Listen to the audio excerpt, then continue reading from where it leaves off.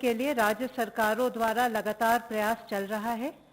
कुछ राज्यों में सेवानिवृत्त अधिकारी और स्टाफ भी पुलिस की एनफोर्समेंट में मदद करने के लिए आगे आ रहा है। अन्य विभागों के अधिकारियों की भी पुलिस मदद लेकर एनफोर्समेंट कर रही है। एनएसएस और एनसीसी के कैडेट्स भी पुलिस की एनफोर्समेंट में सहयोग दे रहे हैं। एसेंशियल गुड्स और सर्विसेज की स्थिति नियंत्रण में है। जैसे मैंने कल बताया था, इस व्यवस्था को और भी सुदृढ़ करने के लिए गृह मंत्रालय ने कल सभी राज्य सरकारों को पत्र लिखकर फिर से स्पष्ट किया है कि मंत्रालय की गाइडलाइंस का लेटर और स्पिरिट में अनुपालन होना चाहिए। सभी ट्रक्स और गुड्स कैरियर्स का इंटरस्टेट और इंट्रास्टेट मूवमेंट अलाउड है, चाहे वो कार्गो एसेंशियल हो या नॉन एसेंशियल। कार्गो मूवमेंट के लिए अलग से कोई भी परमिट या अप्रूवल की आवश्यकता नहीं है। खाली ट्रक्स और गुड कैरियर्स भी अलाउड है, क्योंकि ये गुड्स को पिकअप करने के लिए जाते हैं या गुड्स की डिलीवरी करने के बाद वापस आते हैं। ट्रक में ड्राइवर और उसके साथ एक व्यक्ति परमिटेड है। हमने पत्र में ये भी लिखा कि लोकल अथॉरिटीज को ट्रक ड्राइवर और क्लीनर की सक्रियता के साथ उनके घरों से ट्रक की लोकेशन तक जाने में सहयोग देना चाहिए। लॉकडाउन एक्टिविटीज के अंतर्गत जो औद्योगिक और व्यावसायिक एक्टिविटीज की अनुमति है, उनके वर्कर्स की सरल आवाजाही में भी लोकल अथॉरिटीज को सहयोग देना चाहिए। रेलवेज, एयरपोर्ट्स, सी पोर्ट्स और कस्टम्स के अधिकारियों को उनके स्टाफ और कंट्रैक्चुअल लेबर को पास देने के लिए अधिकृत किया गया है। ये सब भी सुनिश्चित करना चाहिए। स्टेट्स और यूटीज को त्वरित गति से उन कंपनीज और संगठनों के वर्कर्स के लिए पास इशू करना चाहिए जो लॉकडाउन रेस्ट्रिक्शन से एग्जेम्प्ट हैं। जो मैन्युफैक्चरिंग यूनिट्स स्टेट्स और यूटीज के बॉर्डरिंग एरियाज में हैं, उनको कोई समस्या ना आए, इसका भी ध्यान रखना चाहिए। जो सूक्ष्म, लघु और मध्यम उद्यम एसेंशियल आइटम्स में कार्य कर रहे हैं, जैसे आटा, दाल और एडिबल ऑयल, उनके कार्यों में कोई रोक टोक नहीं होनी चाहिए। वेयर हाउसेस, कोल्ड स्टोरेजेस को भी बाधा रहित तरीके से ऑपरेट करने देना चाहिए, चाहे वे एसेंशियल गुड्स के लिए कोल्ड स्टोरेज और वेयर हाउस हो, चाहे अन्य गुड्स के लिए। ये निर्देश हॉटस्पॉट्स और कंटेनमेंट एरियाज को छोड़कर सभी क्षेत्रों पर लागू हैं और इन सब एक्टिविटीज को करते हुए सोशल डिस्टेंसिंग और प्रॉपर हाइजीनिक प्रैक्टिसेस का कंप्लायंस इंश्योर करना चाहिए। सभी राज्य सरकारों को सुनिश्चित करना है कि सभी डिस्ट्रिक्ट अथॉरिटीज और फील्ड एजेंसीज तक इन गाइडलाइंस की जानकारी पहुंचाए, जिससे कि लोक हित में ये सब परमिटेड एक्टिविटीज बाधा रहित और सुचारू रूप से चलती रहे। इन सब मेजर्स से हम इंश्योर कर सकते हैं कि लॉकडाउन के दौरान एसेंशियल कमोडिटीज और सर्विसेज में कोई भी कमी ना आए। धन्यवाद। ICMR representative please. कल तक हमने 2,06,212 टेस्ट किए हैं। उनमें से 14,855 पिछले दिन जो हुए थे वो 156 लैब से हुए हैं और जो 69 जो प्राइवेट सेक्टर में के लैब है उनमें से 1913 टेस्ट हुए हैं। हमने 14 मेंटोर इंस्टीट्यूट्स करके उनको खड़े किया है कि जो यानी सब लोगों का कहना है कि अलग अलग जगह पे टेस्टिंग फैसिलिटी होए तो वो रीजनल उनको स्टेट एलोकेशन किया है और वो लोग अपने अपने इलाके में वो देखेंगे और कहीं नई लैब खोलना है क्या, कहीं वो फिजिबल है क्या, उनके पास सारे इक्विपमेंट है क्या और वो ट्रेन कर सकते हैं क्या। आज भी हमको इतना डरने की ज़रूरत नहीं है। जिस ढंग से हम टेस्ट कर रहे हैं अभी जितना स्टॉक है उसमें हम 6 हफ्ता टेस्टिंग आराम से कर सकते हैं। Representative of health please. कोविड-19 के संबंधित इशू पर रिसर्च को रिव्यू करने के लिए माननीय हेल्थ और साइंस एंड टेक्नोलॉजी मिनिस्टर साहब ने CSIR की लैब, DG CSIR और उनकी 38 लैब के साथ कल एक डिटेल रिव्यू लिया था, जिसके तहत CSIR में एक कोर स्ट्रैटेजी ग्रुप बनाया गया है और उस स्ट्रैटेजी ग्रुप के तहत मुख्यतः डिजिटल और molecular surveillance, rapid and economical diagnostics, new drugs, repurposing of drugs and associated production processes पर काम किया जा रहा है। CSIR की ये labs private sector industries, public sector units, medium and small scale industries और मंत्रालयों के साथ भी क्लोज कोऑर्डिनेशन में कार्य कर रही हैं। इसके साथ ही स्टेट रूरल लाइवलीहुड मिशन के तहत 27 राज्यों में 78,000 के करीब हमारे जो सेल्फ हेल्प ग्रुप मेंबर्स हैं, उनके द्वारा अब तक 1.96 करोड़ मास्क का प्रोडक्शन किया जा चुका है। साथ ही नेशनल कैडेट कोर द्वारा एक्सरसाइज NCC योगदान के तहत सिविल एडमिनिस्ट्रेशन की मदद की जा रही है। कोविड-19 के खिलाफ की इस लड़ाई में अब तक 50,000 से अधिक लोगों ने वॉलंटियर किया है। माननीय प्रधानमंत्री जी ने कहा है कि जान भी है, जहान भी है, और उनकी यह call is also backed by action. 10 अप्रैल तक प्रधानमंत्री गरीब कल्याण योजना के पैकेज के तहत अब तक 30 करोड़ से अधिक गरीब लोगों को कोविड-19 के कारण हुए लॉकडाउन के प्रभाव से संबंधित बचाने के लिए, सपोर्ट के लिए 28,256 करोड़ रुपए की फाइनेंशियल असिस्टेंस प्रदान की गई है। This includes support to 19.86 crore Jandhan Yojana women account holders, जिनको कि 9,930 करोड़ रुपए ट्रांसफर किए गए हैं। साथ ही PM किसान योजना के तहत 6.93 करोड़ फार्मर्स को करीब 13,855 करोड़ रुपए ट्रांसफर किए गए हैं। इसी तरीके से सोशल असिस्टेंस प्रोग्राम के तहत 2.82 करोड़ विडोज, सीनियर सिटीजन्स और जो हमारे दिव्यांग हैं, उनको करीब 1,405 करोड़ रुपए ट्रांसफर किए गए हैं। 2.16 करोड़ जो हमारे बिल्डिंग और इंफ्रास्ट्रक्चर वर्कर्स हैं, उनको भी करीब 3,066 करोड़ रुपीस की राशि के द्वारा हमने ऑनलाइन ट्रांसफर किया है। मैं यही आप लोगों की दृष्टि में लाना चाहूँगा कि while nation is at lockdown, हम ये चाहते हैं कि लाइफ ना रुके, और इसीलिए एफर्ट्स हैं कि while lives are being protected, उसी के साथ साथ लाइवलीहुड्स के ऊपर भी काम हो। अब तक अगर मैं आप लोगों की दृष्टि में लाना चाहूँगा तो एक बहुत पॉजिटिव न्यूज़ लाना चाहूँगा कि अब तक अराउंड 857 लोग रिकवर हो चुके हैं और उनको हॉस्पिटल से डिस्चार्ज किया जा रहा है। इसके साथ ही अगर आप देखें तो एक ही दिन के अंदर 141 लोग जो रिकवर हुए हैं हमारे यहाँ पर। अगर पॉजिटिव केसेस और रिपोर्टेड डेथ की स्थिति अगर हम देखें तो टोटल 9,152 पॉजिटिव केसेस आए हैं, टोटल 308 डेथ रिपोर्ट हुई हैं, और एक दिन के तहत देखें तो 796 पॉजिटिव केसेस एडिशनल आए हैं, और इसके साथ ही टोटल 35 एडिशनल डेथ देश में रिपोर्ट की गई हैं। इसके साथ ही मैं आप लोगों की दृष्टि में लाना चाहूँगा कि एक पॉजिटिव डेवलपमेंट फील्ड स्थाई पर जो हमारा जिला एडमिनिस्ट्रेशन, जो हमारे फ्रंटलाइन वर्कर्स काम कर रहे हैं, उसके रिजल्ट दिखने भी लगे हैं। आज अगर हम देखें तो 15 राज्यों में 25 जिलों में, उसमें पिछले 14 दिन से, जबकि वहाँ पर इससे पहले की पॉजिटिव केसेस आए थे, तो पिछले 14 दिनों से कोई भी पॉजिटिव केसेस रिकॉर्ड नहीं हुए हैं। मैं इन जिलों के नाम आपकी दृष्टि में लाना चाहूँगा, जिसमें है गोंदिया इन महाराष्ट्र, राजनांदगांव, दुर्ग और बिलासपुर इन छत्तीसगढ़, देवनगिरी, कोडगु, तुमकुरू और उडुपी कर्नाटक में, साउथ गोवा इन गोवा, वायनाड और Kottayam in Kerala, west Imphal in Manipur, Rajouri in Jammu and Kashmir, Aizawl west in Mizoram, Mahe in Puducherry, SBF नगर इन पंजाब, पटना, नालंदा और मुंगेर बिहार में, प्रतापगढ़ इन राजस्थान, पानीपत, रोहतक, सिरसा इन हरियाणा, पौड़ी गढ़वाल इन उत्तराखंड, भद्राद्री कोत्तागुड़म इन तेलंगाना।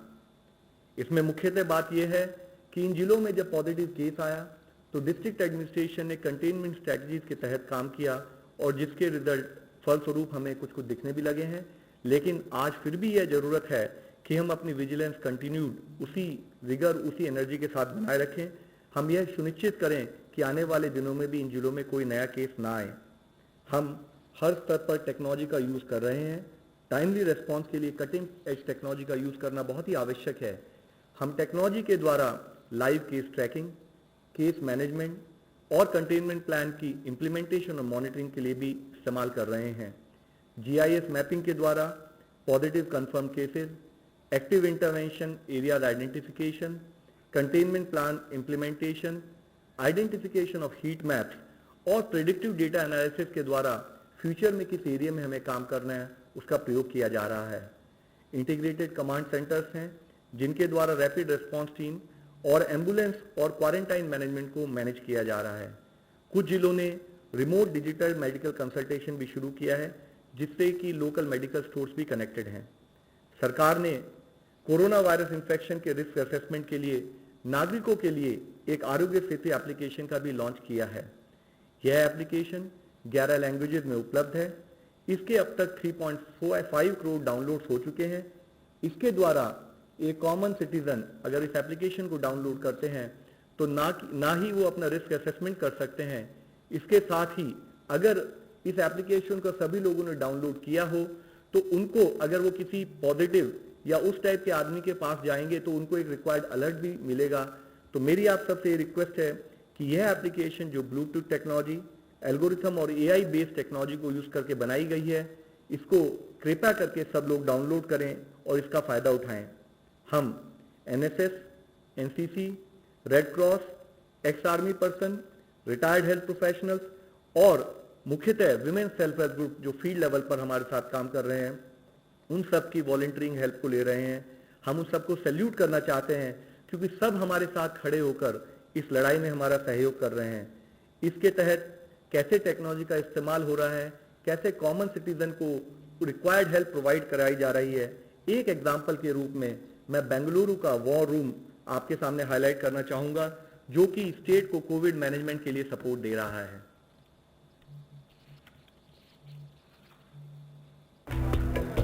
भारत की सूचना प्रौद्योगिकी की राजधानी माने जाने वाला शहर बेंगलुरु, जहां IT एक्सपर्ट्स कंप्यूटर और इंटरनेट प्रणालियों को प्रभावित करने वाले वायरसों का समाधान ढूंढने में कभी चूकते नहीं। कुछ ऐसे ही उन्होंने कोरोना वायरस के विरुद्ध भी अभियान छेड़ दिया है। भारत में कोरोना से मौत का पहला मामला जब कर्नाटक से आया तो सरकार तुरंत हरकत में आ गई। ये है बेंगलुरु में बनाया गया 24 घंटे काम करने वाला वॉर रूम। यहां software engineer, doctor, pilot, research scholars, psychologist, नागरिक, शिक्षाविद, रेड क्रॉस कर्मी सभी कोरोना योद्धा की भूमिका में हैं। विभिन्न क्षेत्रों के 22,000 से अधिक लोग खुद को कोरोना योद्धा के तौर पर पंजीकृत करा चुके हैं। यहाँ हर आने वाली कॉल का जवाब दिया जाता है। कॉलर को उचित और आवश्यक जानकारियां मुहैया कराई जाती हैं। This is a perfect way that all the startups and the government and academia has come together. It gives you real-time information of the positive cases, suspected cases, and an entire graph at the taluka level and the district level. Hunger helpline number 155214 भी इस war room से संचालित किया जा रहा है। श्रम विभाग द्वारा संचालित ये हेल्पलाइन नंबर प्रवासी मजदूरों और बेघरों की खाद्य आवश्यकताओं को पूरा करता है। जहां जरूरतमंदों को सिर्फ 155214 पर कॉल करना होता है।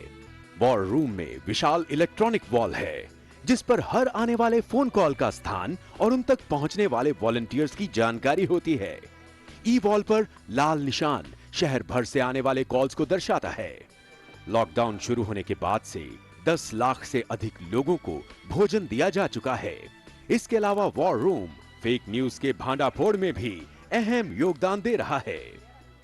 This is the nerve center, what we call it as CM's war room on COVID-19. This is where we are fighting various battles. The first battle that we fight, what you are seeing on the big screens, is the fight against hunger. Now the vision of Honorable Prime Minister and Chief Minister is to ensure that nobody goes hungry in our state and country. Bengaluru महानगर पालिका के परिसर में भी इस नियंत्रण कक्ष की एक महत्वपूर्ण इकाई है जहां कोरोना योद्धा और अधिकारी 24 घंटे प्रारंभिक स्तर पर कोरोना को परास्त करने के उद्देश्य से काम कर रहे हैं। हीट मैप्स हॉटस्पॉट को चिन्हित करने और इनको खतरे के आधार पर वर्गीकृत करने का सबसे उन्नत तरीका है। रेड स्पॉट यानी 14 दिन का आइसोलेशन, ब्लू स्पॉट का अर्थ है 14 से 28 दिन का आइसोलेशन, ग्रीन स्पॉट मतलब 28 दिन का आइसोलेशन पूरा हो चुका है। मानचित्र पर जनसंख्या और क्षेत्र के आधार पर जोन बनाए गए हैं। अगर मामले बढ़ जाते हैं तो ये खुद ब खुद मानचित्र पर लाल रंग में बदल जाते हैं। इसी को हीट मैप कहते हैं। We have set up a war room where all the statistics from the state is collected, compiled and analyzed. So you can get any statistics connected to corona, not only for Karnataka, but also we collect statistics for comparison purposes from other states. Quarantine app जिसमें GPS tag होता है, उसे quarantine किए गए मरीजों को download करना पड़ता है। रोगी को हर दिन एक सेल्फी कंट्रोल रूम भेजनी होती है ताकि उनकी निगरानी अच्छी तरह से की जा सके। कोरोना वॉच एक अन्य ऐप है जो पहले से पाए गए पॉजिटिव मामलों को ट्रैक करता है। कोरोना ट्रेसिंग ऐप नागरिकों के लिए सार्वजनिक डोमेन में पॉजिटिव रोगियों के डेटा को डालकर ये जानकारी देता है कि वो कभी किसी पॉजिटिव रोगी के संपर्क में आया था। इसके अलावा स्वास्थ्य विभाग अब एक फोन ऐप का उपयोग करके कॉन्टैक्ट ट्रेसिंग पर जोर दे रहा है। इस बहुआयामी उन्नत तकनीक के उपयोग का परिणाम है कि कर्नाटक इस घातक बीमारी की बड़े पैमाने पर रोकथाम करने में सफल होता दिखाई दे रहा है।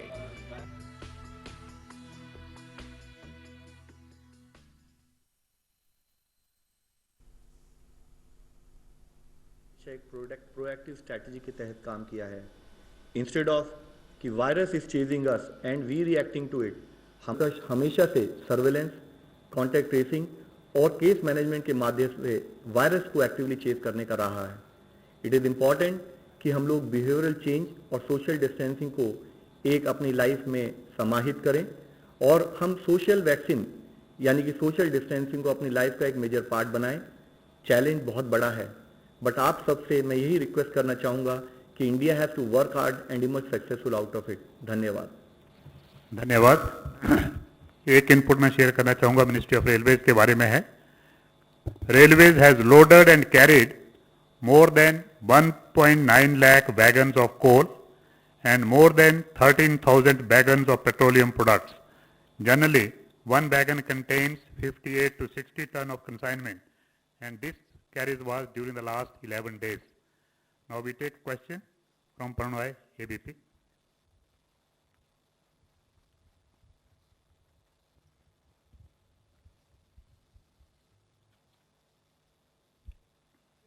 मेरा सवाल आईसीएमआर से है। पहला तो वो लेके चाइना से जो कंसाइनमेंट आया था, क्या वो चाइना ने यूएस डाइवर्ट किया है, और अगर है तो हमने क्या चाइना के साथ टेकअप किया है जो मैन्युफैक्चरर जिनसे टेस्टिंग किट्स आनी थी। पहला कंसाइनमेंट कब तक आने की उम्मीद है जो भारत ने पहला ऑर्डर दिया था उसके लिए। और दूसरा ये कि सीडीसी ने एक स्टडी कंडक्ट की है रिसेंटली, यूएस सीडीसी ने ट्रांसमिशन ऑफ वायरस के ऊपर कि ये शू सोल से भी ट्रांसमिट हो रहा है। अभी तक आईसीएमआर के इसकी ट्रांसमिटेबिलिटी के ऊपर क्या स्टडीज हैं और अभी तक हमारा है वो क्या सजेस्ट करता है ट्रांसमिशन ऑफ दिस वायरस पे। पहला जो सवाल आपने पूछा क्या चाइना का माल अमेरिका डाइवर्ट हुआ, इसके बारे में मैं कुछ नहीं कह सकता क्योंकि हम न कमर्शियल डेटा रखते हैं न मैन्युफैक्चरर हैं, तो कहाँ से कहाँ गया ये आईसीएमआर को पता नहीं चलेगा। दूसरी बात, चाइना से कुछ किट आ रहे हैं क्या, वो शायद 15 तारीख को पहला कंसाइनमेंट पहुंचेगा, ऐसा हमको जो बोला गया है। 15 तारीख को थोड़े किट्स आएंगे। रहा तीसरा सवाल वो ट्रांसमिशन के हिसाब से, एक चीज़ हमने याद रखना है कि जब इस किस्म की बीमारी आती है और उसमें हम अलग अलग ढंग से वो ट्रांसमिट होता है क्या जब देखते हैं, तो साइंस में सबसे बड़ा सवाल क्या खड़ा होता है, उसकी स्ट्रेंथ ऑफ एविडेंस कितनी बड़ी है।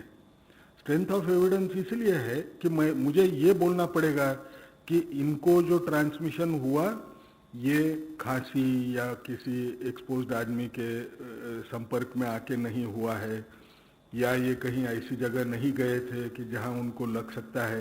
अब सिर्फ जूतों से हुआ है ये बोलने के लिए बहुत बड़ा एविडेंस लगेगा। मैं ऐसे एविडेंस को सिर्फ एक ही अगर रिपोर्ट आया तो उसको इतना आसानी से मानूंगा नहीं। ऑनलाइन क्वेश्चन है, some media persons have been asking why there is no list of designated covid hospitals in the ministry of health website, and they have further cited that one of the reasons of higher death rate in Mumbai and Maharashtra because the information about COVID hospital was not available. Sir, the reason why we have not kept a specific list of hospitals as of now is because we do not want people to unnecessarily feel panic and flood those hospitals.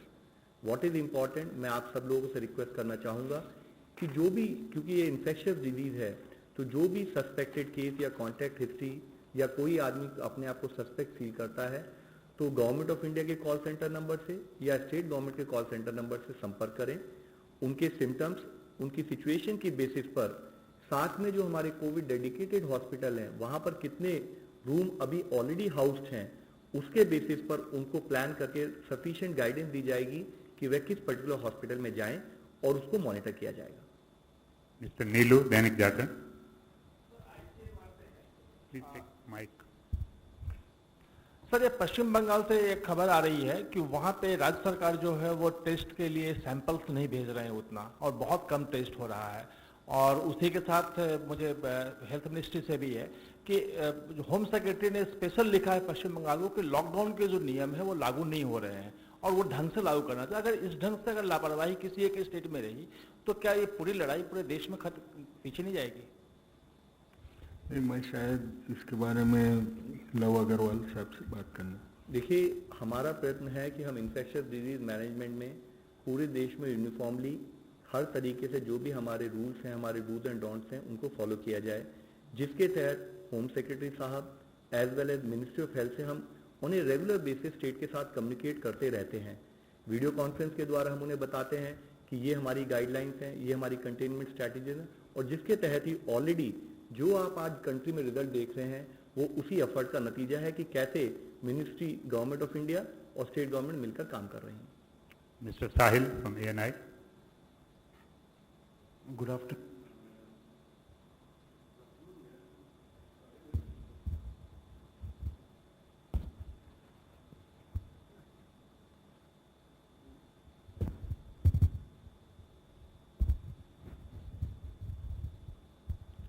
Good afternoon, मेरा नाम साहिल है, मैं ANI news agency से हूँ। मेरा question ICMR के लिए है।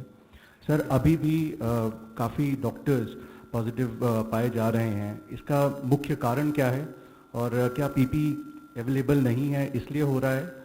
इसके बारे में थोड़ा बताएं। Thank you. नहीं, मैंने जैसे पहले भी बोला है, किसी चीज़ का एट्रीब्यूशन को मैं क्या बोलूँगा, किसी चीज़ का सही कारण क्या है ये ढूंढना बहुत कठिन होता है।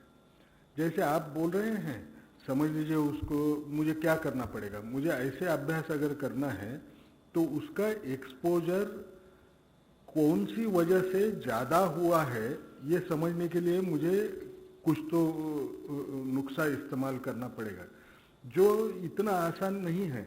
आपने अगर ऐसे देखा तो आज भी आपको ये पता नहीं है कि एक्सपोजर यानी क्या होता है। एक्सपोजर यानी कोई इंसान वो कोविड हुए वाले इंसान के साथ 3 फीट के डिस्टेंस पे 4 घंटा खड़े रहा तो उसको एक्सपोजर मानेंगे क्या? ये जो जानकारी होती है ये जैसे टाइम जाएगा वैसे होगी। अक्सर हम जो सुन रहे हैं कि PPE के वजह से हुआ, ये कहने के लिए हमारे पास उतना सबूत अभी तक है नहीं। जब तक हम एक्सपोजर नहीं गिन सकते तब तक ये कहना बहुत मुश्किल है कि कब उसको और किस मार्ग से हुआ है, ये बहुत कठिन होता है। सर, लेट मी ऐड, ये जैसे मैं आपको इससे पहले भी कई बार बता चुका हूँ कि हमारे पास अगर कोई health care related, health professional related infection के जो मामले आए हैं वह मामले 2 तरीके से आए हैं। एक उस केस में कि जिसकी कोई ट्रैवल हिस्ट्री थी या कॉन्टैक्ट हिस्ट्री थी, हेल्थ प्रोफेशनल थे और उन्होंने अपने रेगुलर इंटरेक्शन में अपने ही हॉस्पिटल या अपने इंटरेक्शन के थ्रू और लोगों को फैलाया। वह केसेस जो नंबर है उनका केसेस का नंबर ज़्यादा है जो कि हेल्थ प्रोफेशनल रिलेटेड इन्फेक्शन है। एक मिनिस्क्यूल परसेंटेज उन लोगों की भी है जो हेल्थ केयर सर्विसेज प्रोवाइड करते हुए भी इन्फेक्ट हुए हैं। इसी के तहत हम हमेशा कहते आए हैं कि जो हमारा डे वन से एफर्ट है कि जब हम फील्ड पर काम करें तो हमारे health care professionals required infection prevention and control की सारी स्ट्रेटेजीज को इम्प्लीमेंट करें। With respect to use of PPEs, हम आप लोगों की नॉलेज में इससे पहले भी कई बार लाए हैं कि जब देश में पीपी अवेलेबल नहीं थे तो गवर्नमेंट ऑफ इंडिया के लेवल पर कंटिन्यूस एफर्ट करते हुए आज 39 हमारे डोमेस्टिक मैन्युफैक्चरर्स हैं जो पीपी प्रोडक्शन का काम कर रहे हैं। सिचुएशन ईज आउट होनी शुरू भी हो गई है और उसके साथ ही हमने स्टेट्स को पीपी सप्लाई भी किए हैं। साथ ही क्योंकि जो पीपीज अभी भी अवेलेबल हैं उनको हम मिसयूज ना करें, एक्स्ट्रा यूज ना करें, उनका ऑप्टिमल यूज करें, उसके तहत रैशनलाइजेशन ऑफ पीपी संबंधित गाइडलाइंस भी हम लोगों ने स्टेट को और हेल्थ प्रोफेशनल्स को प्रोवाइड की है। इसी के तहत मैंने इससे पहले भी आप लोगों की नॉलेज में लाया था कि जब हम पीपीज इस्तेमाल करते हैं तो पीपीज के डिफरेंट कंपोनेंट्स होते हैं और हर एरिया जहां पर भी हेल्थ का इंटरेक्शन होगा वह हम हाई रिस्क, लो रिस्क और मॉडरेट रिस्क में डिफाइन कर सकते हैं और उसके तहत ही फुल कंटिजेंट ऑफ पीपी चाहिए, मीडियम कंटिजेंट ऑफ पीपी चाहिए या केवल एक मास्क पहनने से काम चल जाएगा, यह चीज भी हम लोगों ने स्टेट गवर्नमेंट को बताया है और उसके तहत ही स्टेट गवर्नमेंट लेवल पर एक्शन हो रहा है। Online question. While questions on efficacy of HCQ are being raised globally, trials have also begun on antiviral drug Remdesivir. Is India also thinking of using this drug for COVID treatment in serious condition patients? Remdesivir नाम की एक दवा है जो इसके पहले Ebola में इस्तेमाल हुई थी। इबोला में इसका काफ़ी परिणाम दिखा था, इसलिए वो इबोला में अच्छी होगी ऐसे समझ आई थी।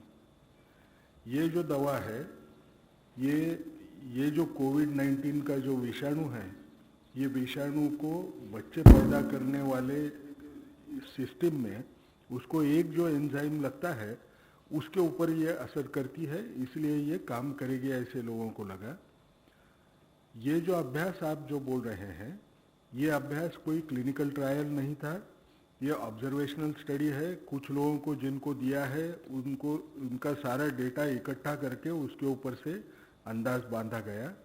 इसमें ऐसे दिखाई दिया कि इनको अगर हमने दवा दी तो उनमें से 2/3 यानी 68% यानी 2/3 समझ लीजिए, 3 में से 2 पेशेंट को जो वेंटिलेशन की जो नीड थी ना, कोई वेंटिलेटर पे होगा उनको वेंटिलेटर लगने की ज़रूरत नहीं रही, कोई लोगों को जो ऑक्सीजन डिमांड थी वो भी कम हो गई होगी, उस किस्म से 2/3 लोगों को इसका फ़ायदा हुआ।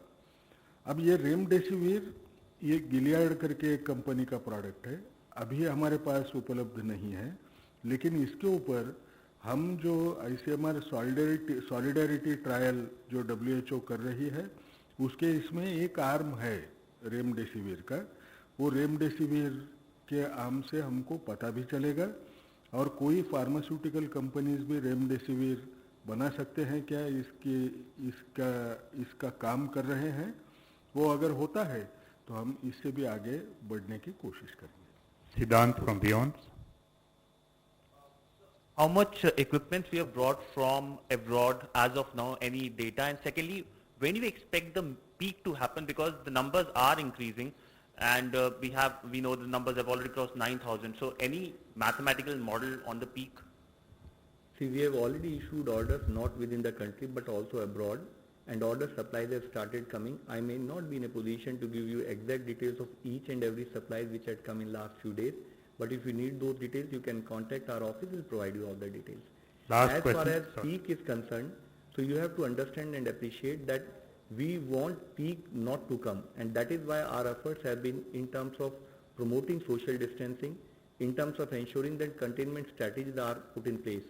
This is a continuous effort. Government of India, in collaboration with citizens of this country, is trying its best to ensure that we are able to manage the situation well.